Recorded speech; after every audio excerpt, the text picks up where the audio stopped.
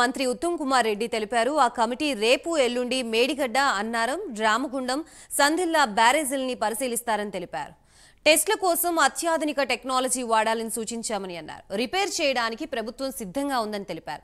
Repair చేసి మళ్లీ అందుబాటులోకి వస్తే రాష్ట్రానికి మంచిదని తెలిపారు.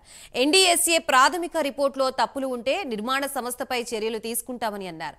ఎల్ఎన్టీ రాష్ట్రంలో అనేక వ్యాపారాలు చేస్తుందని, తాము చట్ట ప్రకారం ముందుకు వెళ్తున్నామని స్పష్టం చేశారు.